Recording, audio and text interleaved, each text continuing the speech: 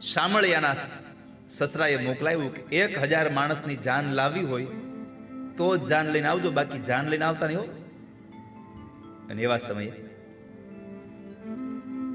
નાગરીને તે નક્કી કર્યું હતું કે આપણે કોઈને નરસૈયાના છોકરાને જાનમાં જવાનું નથી, આપણે જવાનું છે નહીં કોઈને. જે ચિઠ્ઠી આવી ને એમાં ઉપર લખ્યું હતું જય શ્રી કૃષ્ણ. નરસૈયાએ વાંચી જ નહીં. નરસિંહ મહેતાએ એના વેવાઈની ચિઠ્ઠી વાંચી જ નહીં. એ કે આમાં સરનામું તો કનૈયાને લખ્યું, આપણે હું કામ વાંચવી જોઈએ?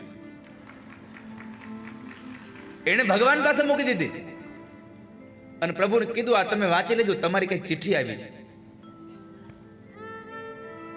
અને લગ્નનું ટાણું આવ્યું. માણેક મેતીએ યાદ કરાવ્યું, મહેતાજી, એ મહેતાજી. અરે બોલો બોલો, હું હતું મેતી? અરે આપણા શામળિયાના લગ્ન આવી ગયા. કેદી છે? અરે હવે 7 જમણ રહ્યા, અઠવાડિયું બાકી રહ્યું. ઓહો, 7 દિવસ બાકી હતી તો હું ઉપાધિ કરું છું. 2 દિવસ ગયા, વળી પાછું મેતી કીધું આ છોકરાને લગ્ન છે હો. કેટલા દાડા રહ્યા? 5 દાડા, કાંઈક તો કરો.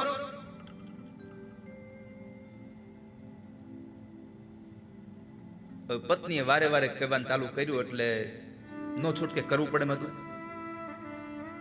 ભગવાનનું ભજન કરવા બેસી ગયા નરસિંહ મહેતા. સદેહ ભગવાનના દરબારમાં ગયા સીધા. નરસિંહ મહેતા સદેહ ભગવાન પાસે પહોંચ્યા.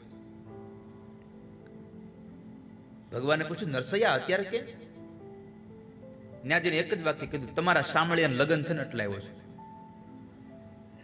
તમારા શામળિયાના લગ્ન છે એટલે આવ્યો છું. ક્યારે છે? 5 જમણ આડા રહ્યા છે. ભગવાન કીધી આટલો બધો વેલો હું આવ્યો? હજી 5 દિવસની વાર છે અને આટલો બધો તો વેલો આવી ગયો. થઈ જાય, જાવ જાવ, બધું થઈ જશે. અને નરસિંહ મહેતા આવ્યા.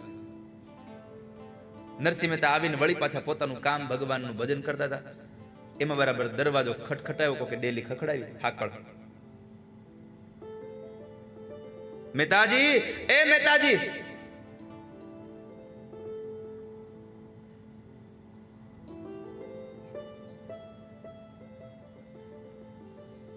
બરાબર મહેતાજી ભજનમાં હતા એટલે મેતીએ દરવાજો ખોલ્યો.